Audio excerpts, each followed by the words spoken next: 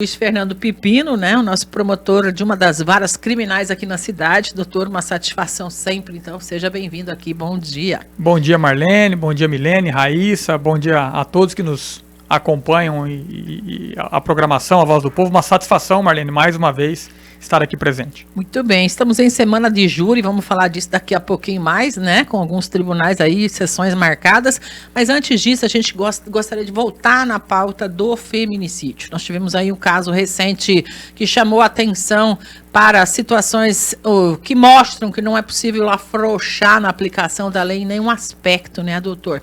O que o senhor nos diz a respeito disso, considerando casos pregressos em que já houve situação de livrar e de permitir que a pessoa retirasse uma ação que a princípio se imaginava sempre incondicionada?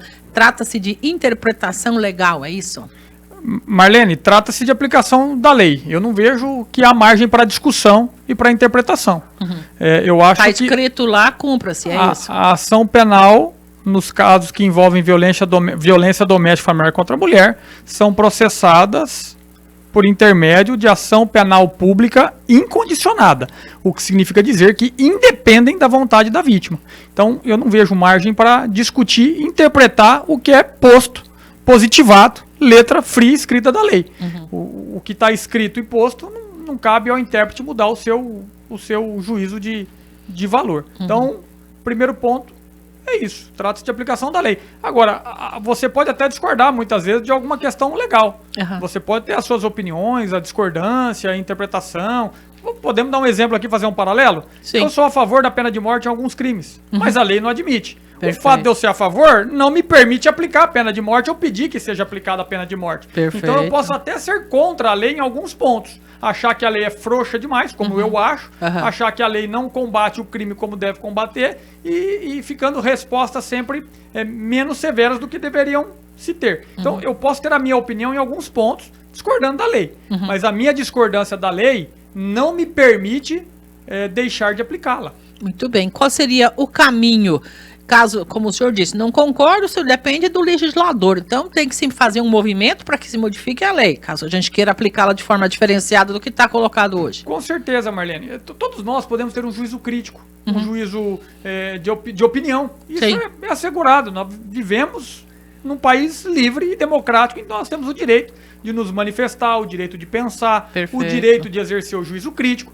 Esse é um ponto, é fato. O outro ponto é cumprir lei. O promotor de justiça é um soldado da lei, é um cumpridor da lei. O juiz de justiça, também. O juiz de direito, os tribunais, o defensor público, os desembargadores, ministros, advogados, todos os operadores do direito são cumpridores da lei, devem guardar obediência ao texto da lei. E nesse caso, a ação penal é pública incondicionada, independe da vontade da mulher. Independe, inclusive, de se considerar que é mais grave, o que é menos grave, se encaixou ali, né, doutor? Precisa agir da forma que tem que agir. Com certeza. Houve a prática de um crime de lesão corporal no contexto de violência doméstica familiar, foi investigado, reuniu provas, a prova da materialidade delitiva e indícios suficientes de autoria, então deve ser deflagrada a ação penal em desfavor do agressor até o seu final julgamento e decreto condenatório. Muito bem. A gente vê um movimento, inclusive em nível de Brasil, uma preocupação muito grande de quem lida com essas questões de mitigar esse problema, não é? Quanto, na sua visão, eu imagino pela maneira como o senhor tem se colocado,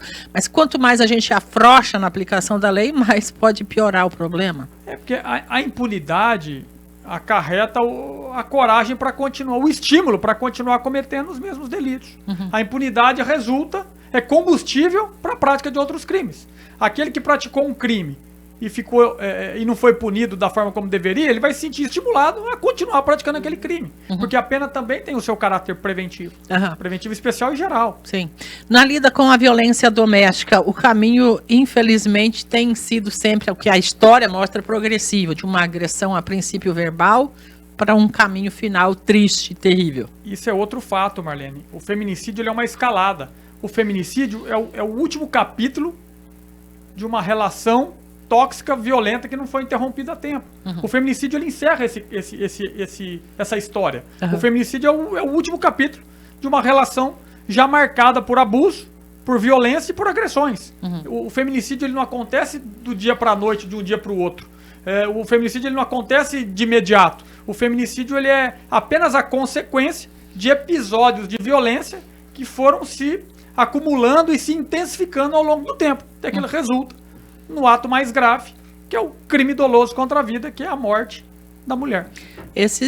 Sem citar aí nomes, nesse momento não é esse o objetivo, mas tivemos aqui um caso recente que o senhor mesmo precisou fazer a denúncia por estar ali respondendo naquele momento, e depois a gente acabou descobrindo que o cidadão que intentou contra a vida da companheira ou ex-companheira, ou por não querer terminar o relacionamento como ela pretendia, ele já havia sido absolvido de um crime justamente por esse retrocesso, digamos assim, em relação a esta ação que deveria ser incondicionada. Ele acabou sendo absolvido lá em outra situação contra esta mesma vítima. Isso preocupa, doutor? Com certeza.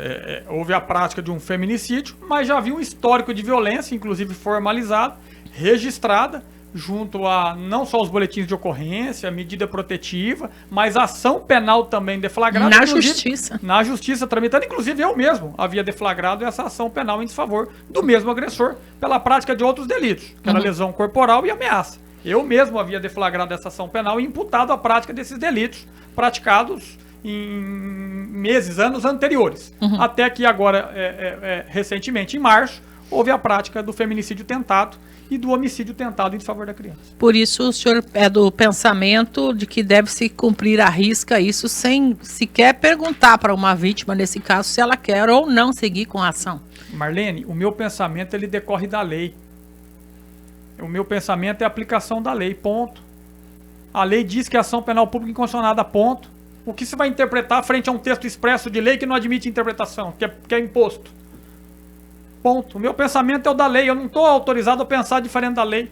Eu até posso pensar, mas eu não posso aplicar isso no plano prático. Perfeito. Considerando o senhor sendo aí a pessoa responsável pela vara e que entrou com essas duas ações, o senhor pretende tomar alguma outra medida nesse caso específico ou nós não podemos falar disso aqui? Eu estou perguntando no ar ao vivo aqui o que eu posso. Não, sempre, claro, Marlene. A ação penal, aquela ação penal anterior já foi extinta, né? Restou-se absolvido, como acho que foi amplamente noticiado, sim. até pelo portal de comunicação.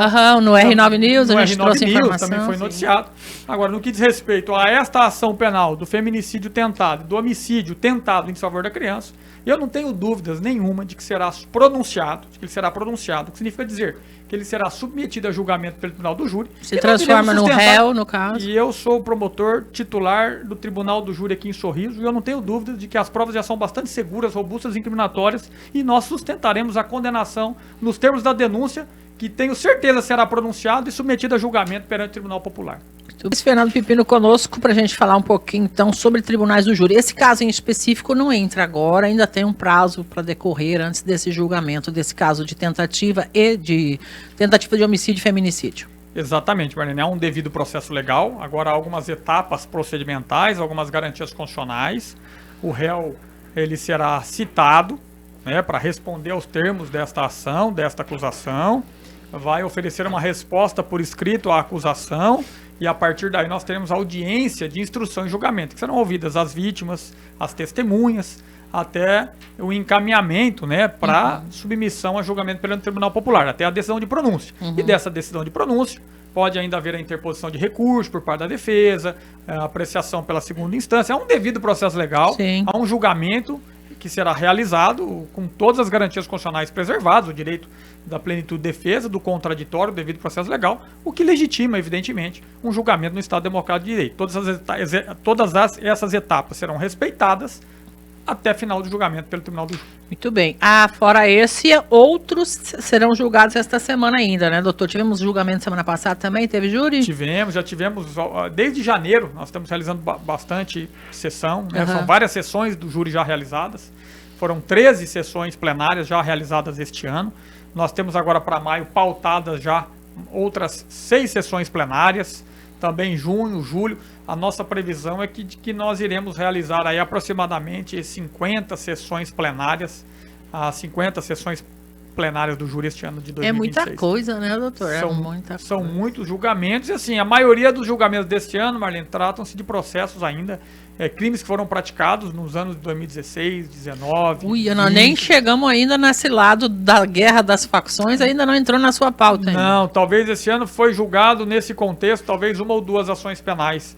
A maioria das ações deste ano dizem respeito a crimes praticados já há algum tempo. Isso porque demanda todo esse processo mesmo, como o senhor explicava antes. Exatamente. Os prazos todos recursais, as etapas procedimentais, enfim, todas as garantias, até que seja designada a sessão do júri. Muito bem. Algum caso que chame mais atenção por esses dias agora de julgamento? Então, todos os casos, sempre me perguntam isso, mas todos os casos nos desafiam a atenção, nos despertam a atenção, porque todo plenário envolve uma vida humana violentamente eliminada, a sociedade desfalcada, a família pranteada, a família enlutada, então todos nos despertam. Alguém espera uma resposta desse tribunal de júri. É uma júri. família que sempre espera a justiça. Perfeito. E há famílias que esperam há 10, 15 anos aguardando uma resposta da justiça popular, a concretização da justiça. Muito bem. O senhor acredita que esteja servido aí de recurso, de pessoal, de tudo que precisa a justiça para avançar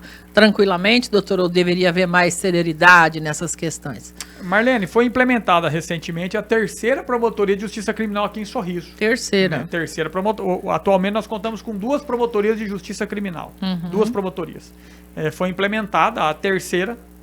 Falta agora a designação de membro, de colega, e aí é um prazo também por causa do concurso público, os editais titular, no caso. De remoção, promoção, nós ainda estamos em acúmulo de atribuições ainda, porque são só 2 promotorias, 2 promotores, acumulando essas atribuições, mas já houve um avanço nesse sentido. A administração superior, quem compete à criação, já houve a criação, reconhecendo a demanda elevada de Sorriso e o aumento expressivo dos índices de criminalidade, infelizmente. Aqui atende só Sorriso, no caso tem... Boa Esperança e Ipiranga. Boa Esperança e Ipiranga junto ainda. Junto. Os crimes praticados em Boa Esperança e Ipiranga são atraídos para a comarca aqui de Sorriso, e submetidos a julgamento aqui perante a nossa comarca. Para quem tem a curiosidade, o Tribunal do Júri é uma sessão aberta, salvo raras exceções, doutor? Pode se acompanhar lá. Exatamente, uma sessão pública. Inclusive, na última sexta-feira, eu notei a presença de diversos acadêmicos de direito, Marlene. Muitos acadêmicos têm comparecido nessas sessões, até para que entendam toda a sistemática, a ritualística, o procedimento, a sequência dos atos, a solenidade de todo o julgamento. Então, alguns acadêmicos têm comparecido e, evidentemente, muitos familiares sempre comparecem também para assistir as vítimas, sobreviventes no caso de tentativa, enfim.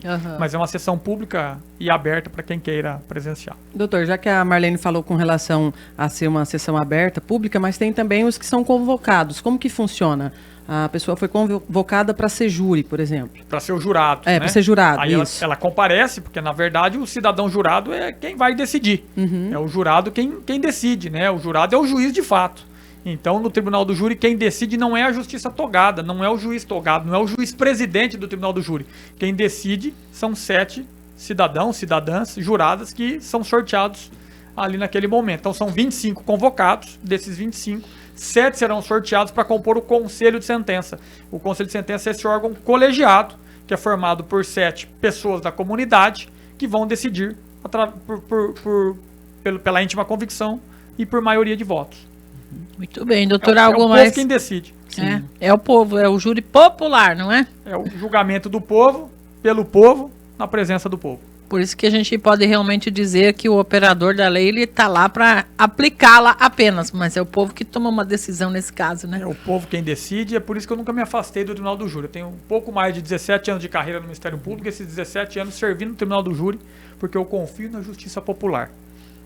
Confio na justiça do povo e gosto de dialogar com o povo, porque quando você conversa de justiça com o povo entende. O povo fala a nossa língua, o povo entende, o povo vive na nossa realidade, pisa no mesmo chão que a gente, frequenta os mesmos lugares e é imbuído dos mesmos sentimentos e as mesmas angústias que nós temos. Então pode conversar com o povo para produzir justiça. Perfeito. Aí não é uma decisão de gabinete, não é de nenhuma forma, não é manipulada em relação a isso. E a justiça popular. E para ser jurado basta ter boa consciência, sensibilidade, razoabilidade e senso de justiça.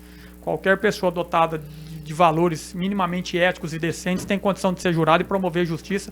E eu tenho presenciado e assistido isso ao longo desses 17 anos de carreira. Eu não me frustro no Tribunal do Júri, porque no Tribunal do Júri você entrega a verdade à população e a população te entrega à sociedade e à justiça. Que bom, doutor. Que bom. A gente fica feliz. Fico feliz com a sua vinda aqui.